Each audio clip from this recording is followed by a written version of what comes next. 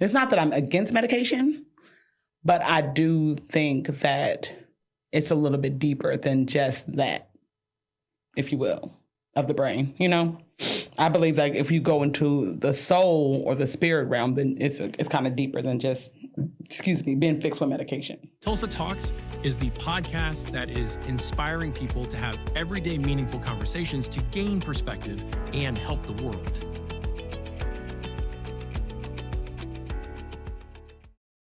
Say you were 19 and started public speaking at that time? I started promotions. Okay. I did an internship with Nelly Inc., the rapper.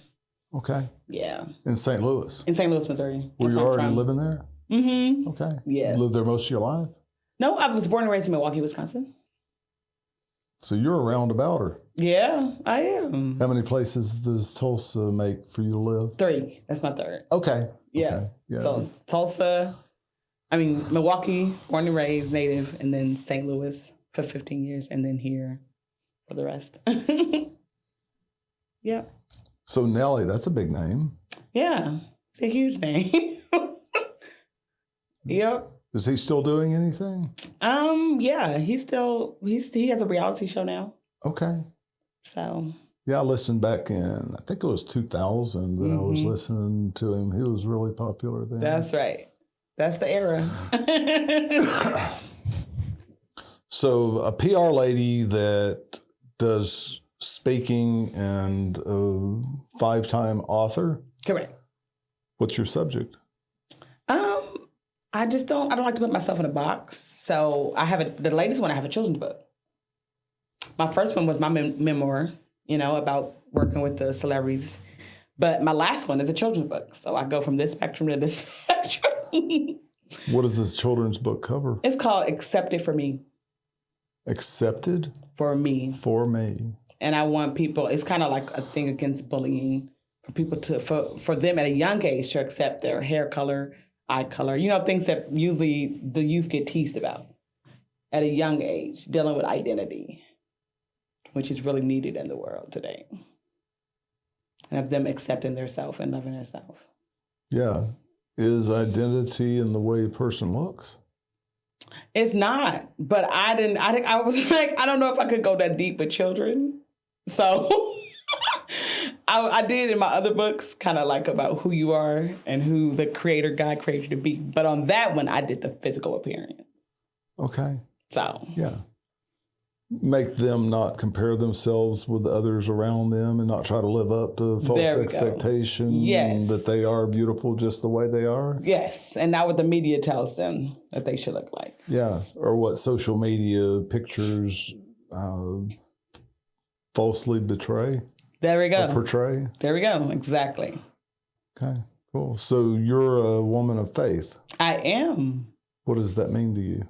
That means that I believe in Jesus, and I believe that he's our savior, and he changed my life.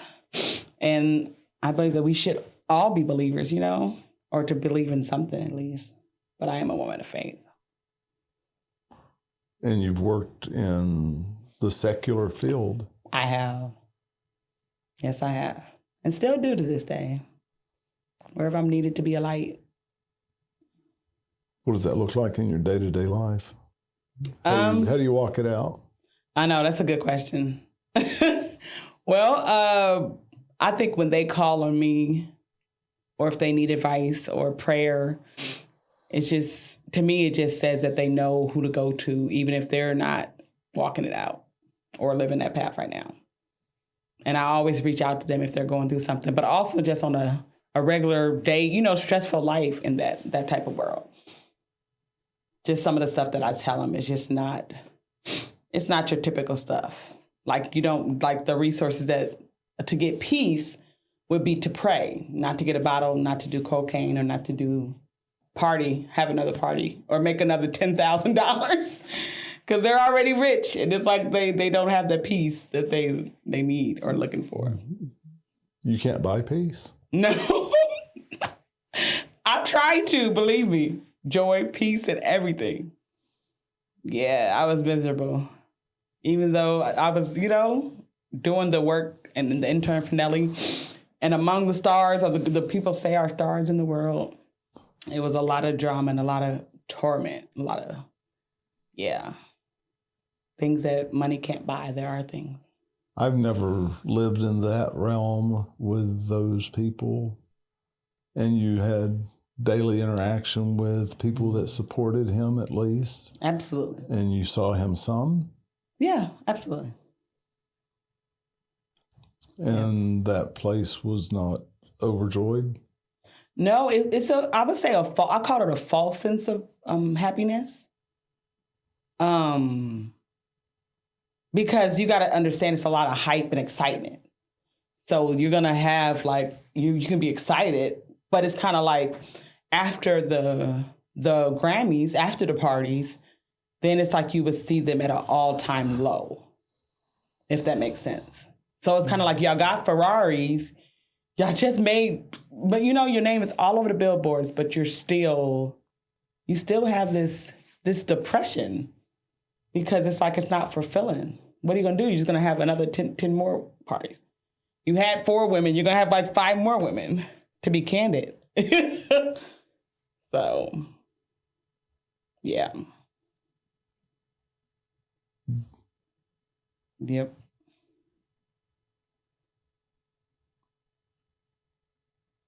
It's amazing how I have experienced reaching goals. Wow. And then what's next? Mm-hmm. What's next? Bigger, better, more? Mm-hmm. But when you get to the top, then bigger, better, more is not better. Mm-hmm. What do you do? It is. It's not fulfilling. And I think, and I've had days where, like I was telling you, the Hurricane Katrina, when we went down to help them, it's kind of where I kind of really maybe this is my purpose for being on earth. For meeting people and actually helping them.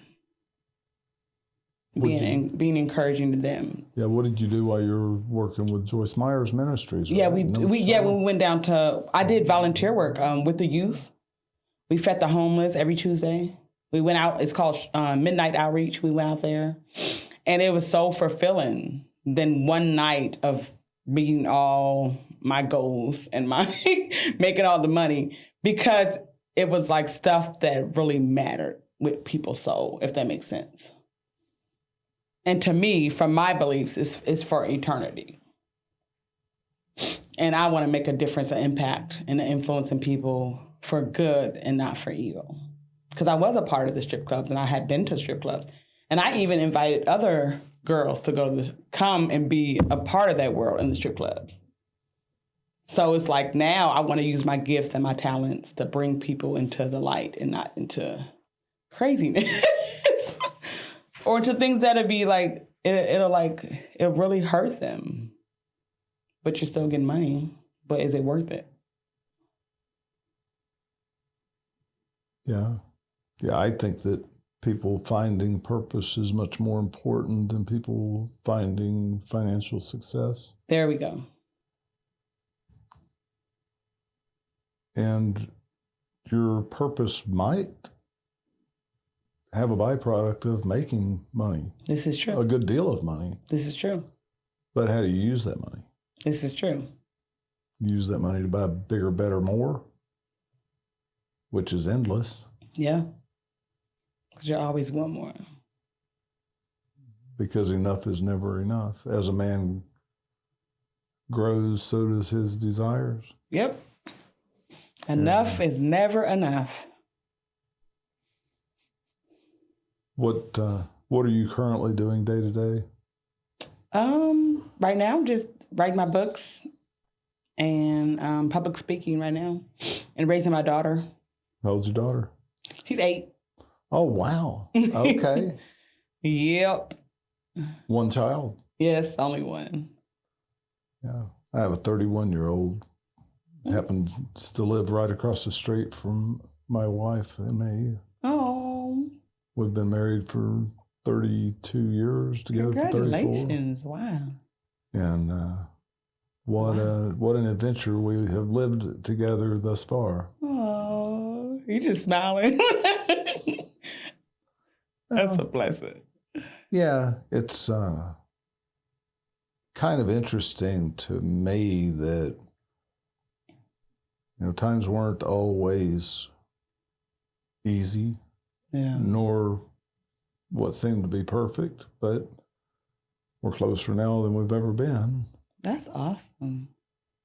Are you originally from Tulsa? No, we've moved here after an ice storm of 2007. We were in the outdoor service industry. And we were actually just east of New Orleans during Hurricane Katrina. Right after Hurricane Katrina, we always kept some guys that had some skills of tree service. Mm-hmm. And we responded to Katrina and helped them. And we had I think it was a 17-man crew there. Okay. Was that your business? Uh-huh. Okay. Yeah. Well, outdoor services, we did landscape and irrigation installs mainly, but we had some guys that were proficient with climbing and all that. And so that's awesome. Anyway, we met on Facebook through one of our employees. Wow. Right? You and I. Oh, I thought you were talking about your wife. Yes, we did. Yeah, Facebook did not exist 34 years ago. I know. I was like, wait a minute. No. You don't want to hear that backstory. And what group are you a part of there on Facebook? It's called Christian Facebook Podcasters. Christian Podcasters. Okay. And you don't even podcast? I don't.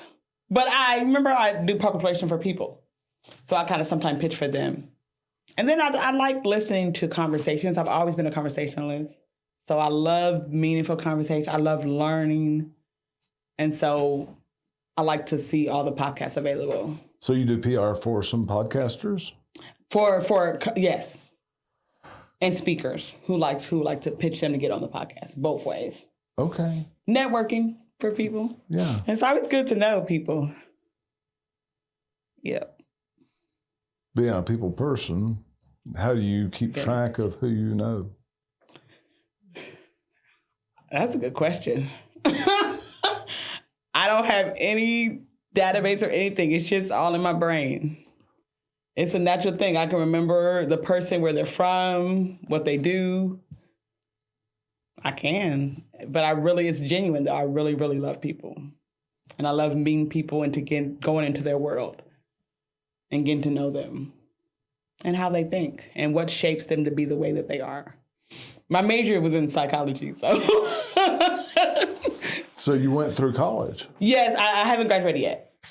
In college now, currently. Me? I haven't graduated college yet. I went to the music industry, then I came back and did psychology. You still going through college? Yes, I want to do. I want to go for psychology so I can help the people that I've came out that I once partied with. They need a really good therapist. They need help, a lot of mental help with mental health. And I want to open up a facility for these people who are of status, of known, and everybody thinks that they don't need help, but they can go somewhere and retreat and have a place of solitude where they can get away from the cameras and press and talk about, real life issues. So not addiction recovery necessarily? Not necessarily, but I need that a part of the program. Because they all dealt with it. We all dealt with it. I dealt with cocaine and alcohol addiction, I'm sorry. But it has to be in place. Because a lot of them are addicts. So, or suicidal and things of that nature. Big names.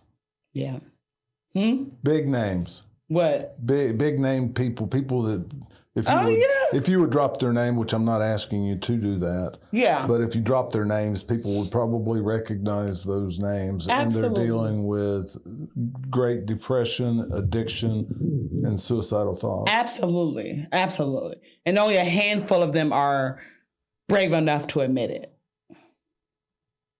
But they definitely are. A lot of them. Would you say over 50% of them? Over 50%. Absolutely. Absolutely.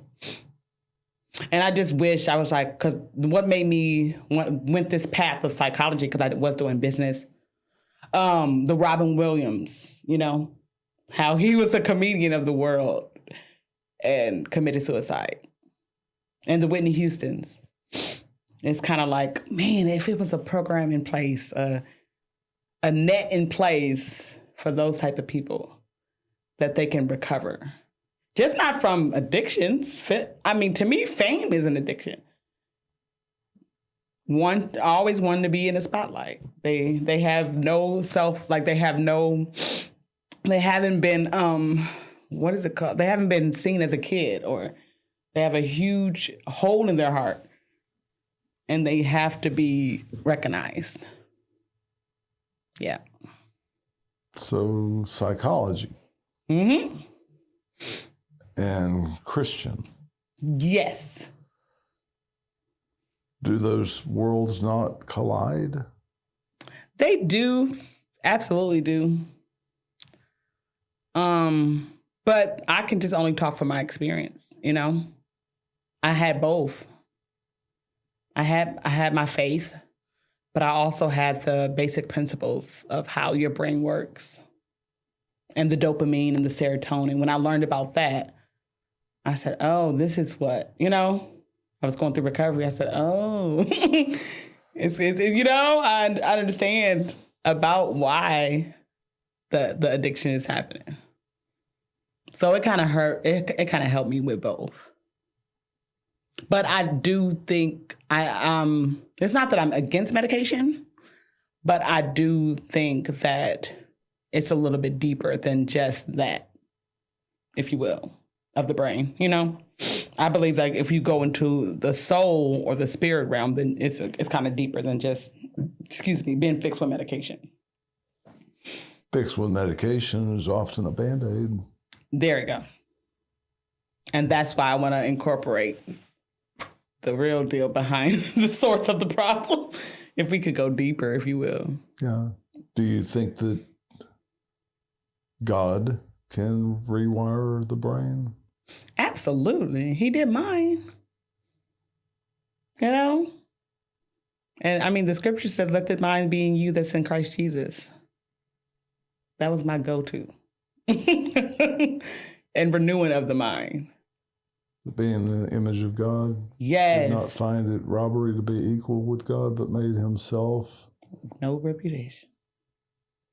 That's right. And I took those and renewed my mind, you know?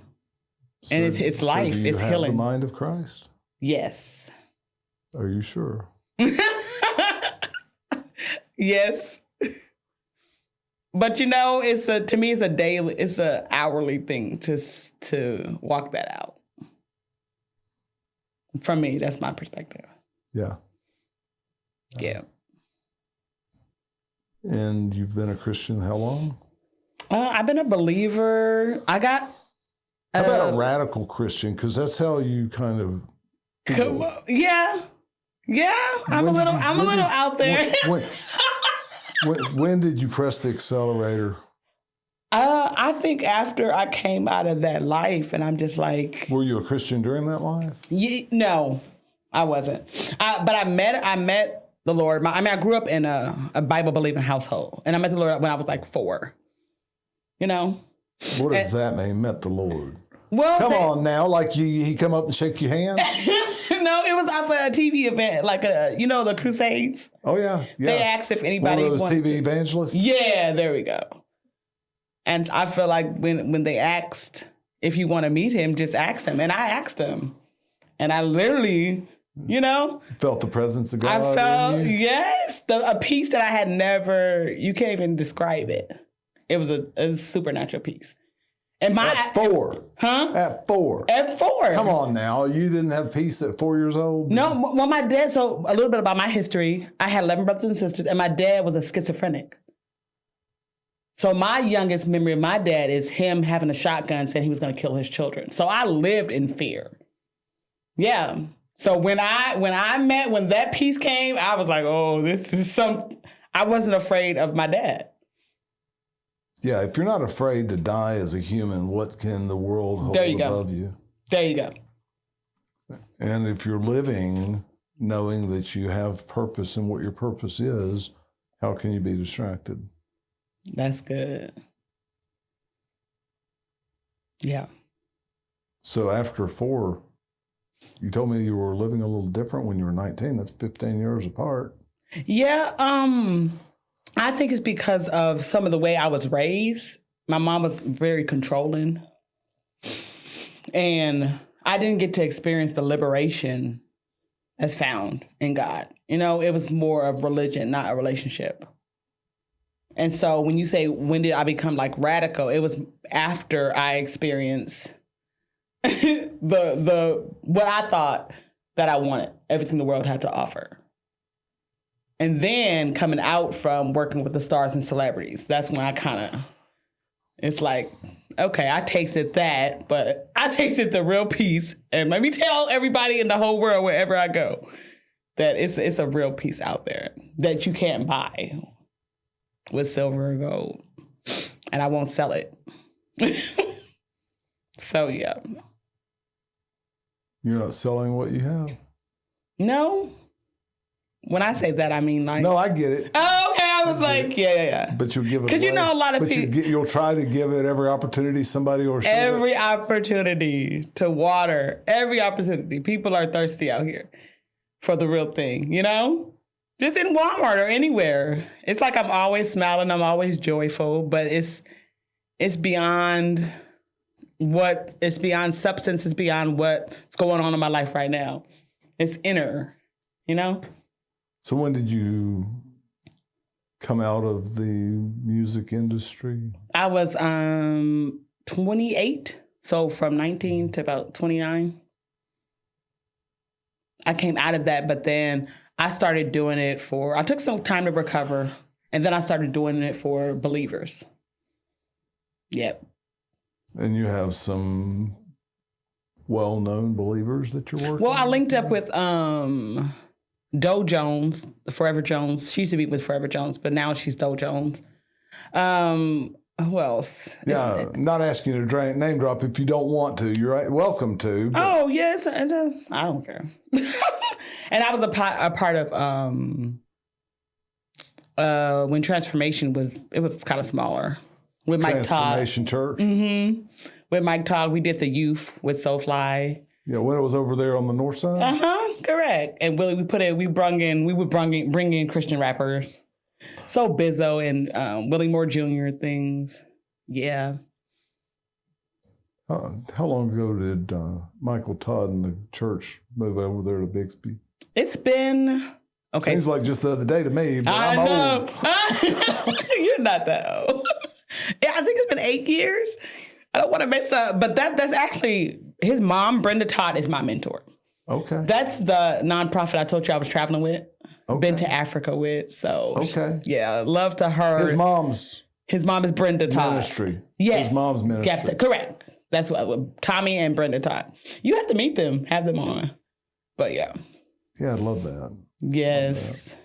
So, yeah, the whole mentoring thing is at least somewhat important, isn't it?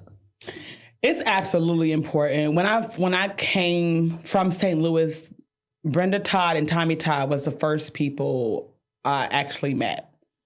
And I would say without them, I wouldn't be where I am today because of the accountability, which a lot of people... Accountability? Who wants that? Don't have today. Exactly. Who wants that?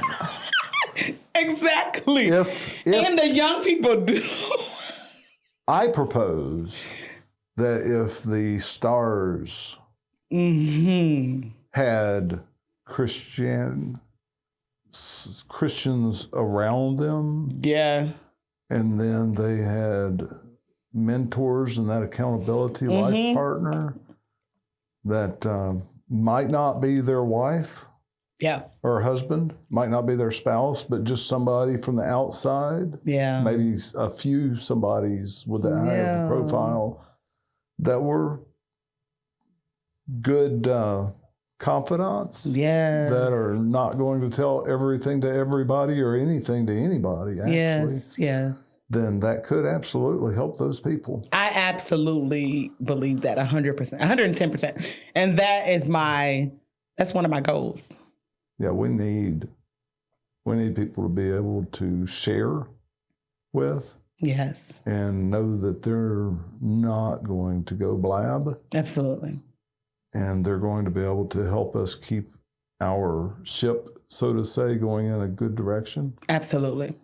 And they need that. But I mess up. Yeah. But I mess up. Yeah. But we're human. I don't want to tell anybody when I mess up.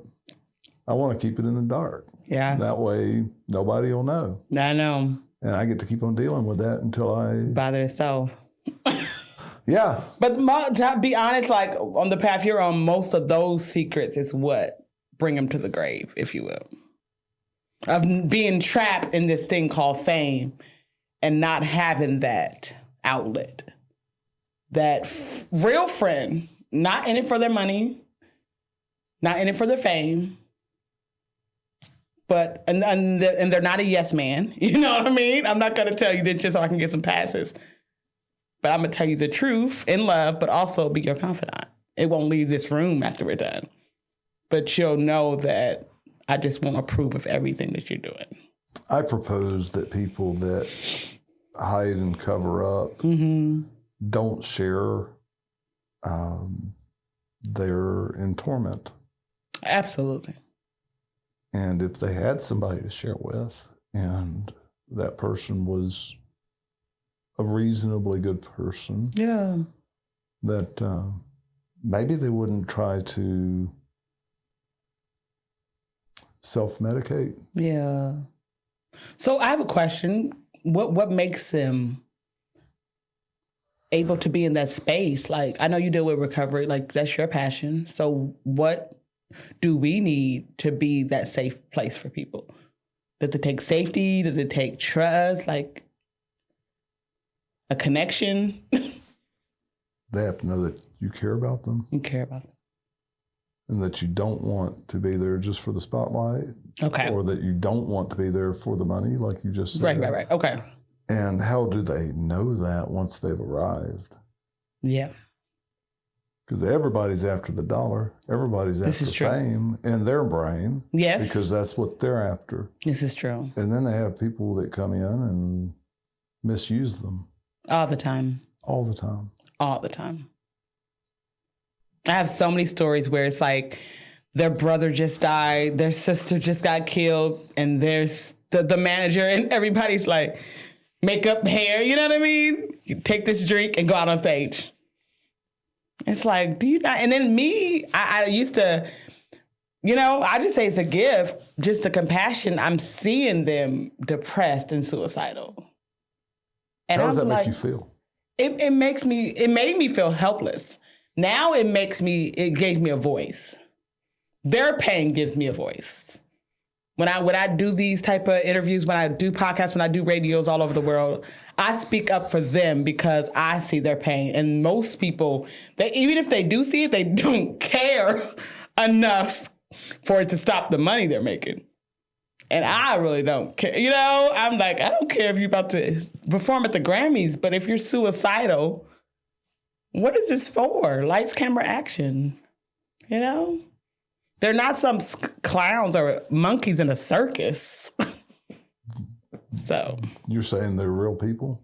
Yes, real people with hearts. Hard to see them that way sometimes, isn't it? For people from the peripheral? Nobody sees them like, I can't say nobody, but most people don't see them like that.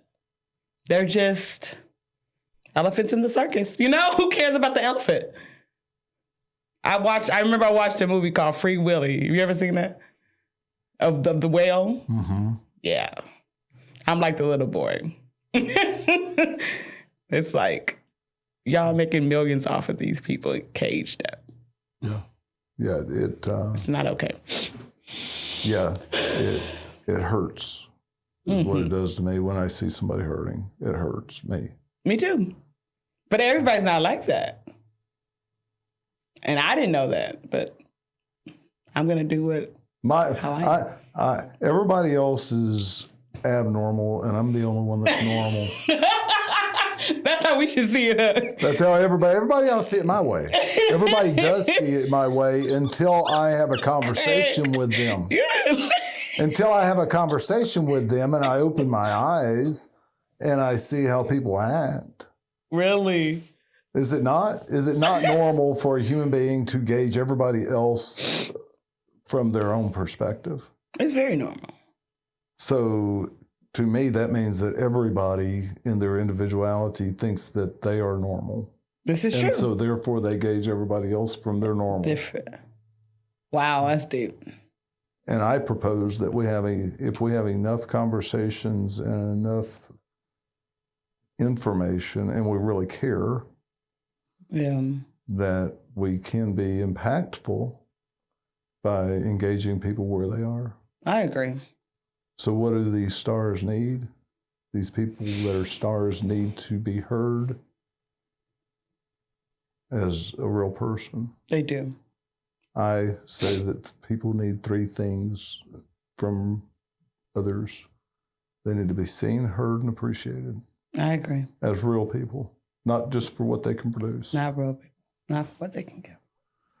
Not just for what they can give me. Yeah. Not just because of what they have in their possessions. Because nobody ever possesses anything. We're only stewards of those things. This is true. So why would we value someone more that had more things to steward? Wow. Better to have a friend with a boat than to have a boat. Wow. Woo. So better to have a friend with a boat than have a boat. Yeah. And don't use them because of the boat. Just be friends with them. And a byproduct is that. And be friends with this person because they have this inside them. Because of who they are. Because of who they what are. They are. Not what they have. So many people get trapped with materialism. I agree. I was trapped. Yeah? What'd you do? Oh my gosh. I don't know. I don't know where I got the mentality because my mom wasn't like that. My dad wasn't, but I wouldn't talk to that. Like when I was at my highest in my career, if they didn't have a Lamborghini or a big house, or if they weren't on the list in the VIP with us, I looked down on them. I wouldn't even barely speak to people. Like my life's been totally transformed. You had that kind of money yourself, or you were just hanging out with those kind of people? No, me. You had a Lamborghini? No. I said that I had. Did you have those kind of material possessions? No, I didn't get that. I didn't get filthy rich. I was well off, but I didn't get filthy rich. Not yet. It was like going. Because I would do anything for money, to be honest. Just about anything. Not kill somebody, but just about anything for money. A lot of lines get grayish. Yeah, they do. And they did. They get perforated instead of a solid? Yeah. Then sometimes there was no lines if you involve drugs and alcohol, if I could be honest. But it's also who I was surrounded by. Yeah. So you're surrounded by different people now? Absolutely. My mentor is Brenda and Tommy Todd. And people of integrity, people of character. You met them when you moved to Tulsa? Yep. They were the first people that I connected to. And they understood the life I came out of. Where did you connect? They had a church called Spirit of Truth. It was before they moved. We merged with Transformation. Okay. Yep. Michael Todd was there, yep. It was before anybody had knew him, who he was. That's the story. Yeah. He blew up from a small church. He did. I have never heard him. I've heard of him. Yeah. But I've never taken time to swing by a Transformation church and see it. Yeah. You go to church there? I don't. I go to Millennial. Millennial. Where's that? It's off of Skelly in Tulsa, Oklahoma. Off of, was that 41st? Yeah, 41st. With Paul Brady. He's from Ireland. We're like the foreign ministers. He's a little fireball. Stand on top of chairs. No way. And talk about the goodness of God. Is that why you connect with him? Is because he talks about the goodness of God? I think so. I think that the perspective of God sometimes, I don't know. I just love his perspective of God, if that makes sense. Yeah, it does. And we are connecting people to themselves and their surroundings better. And I want to know different church flavors in the area, because a lot of people, they'll have taken maybe 2 or 3 stabs at finding a home church. And then they're like, I don't want anything to do with these churches in Tulsa because they're not fit for me. I know. Other people, you like the goodness of God. There are other people that are connected to fire and brimstone. This is true. There are other people that are geared toward prophecy in future times, or how all of this history actually was true and how it worked. Yeah. There's a bunch of different ways to see the Bible and see God and see yourself and see others. And it's interesting how many different flavors there are in churches right here in our backyard. I agree. And I like how you put that, different flavors there are. Yeah, that's all it is. It is. God is the ice cream shop. And he has... I've never heard that. I love it. He makes whatever flavor you want, as long as it is worshiping him, knowing that Jesus gave his life, was resurrected and ascended, and that he's coming. Now, does that mean in your personal life that this Bible can be seen as your personal adventure?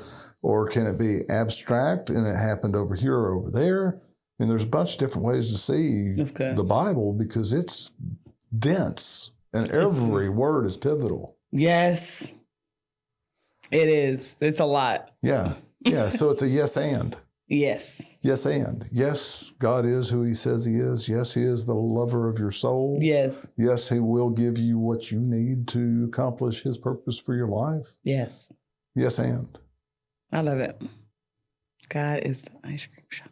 God is the ice cream shop. He's got more than 31. I might take that. He's got more. 31 flavors. He's got more than 31 flavors. Oh, that's just the way he is and how he can just deal it to everybody. Just he's amazing. Whatever they need. Yeah. And to hear him, because we all hear different. We all got different filters. And we all don't receive the same. But he knows exactly how to get to somebody because he made them. And he's also an orchestrator. Oh, tell me. Everybody in the seats that they belong. Tell me about it. Connecting the dots. Yeah. Sometimes it blows my mind. Like even here, I'm like, wow, now I'm connected to Craig. Tell me how it blows your mind.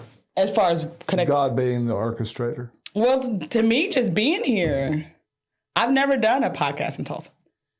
And the other day, I was just like, oh, I just need to connect to some other like-minded people, that's not out of town. And I seen that post. And he was like, well, is anybody else in Tulsa? I think that's what it is. And I was like, okay, this is strange. So I just reached out. Thank you for doing so. I've had a great conversation. Yes, me too. We are here to help you discover or develop your passions, how you can use them, and why you exist. How can we help you help others better?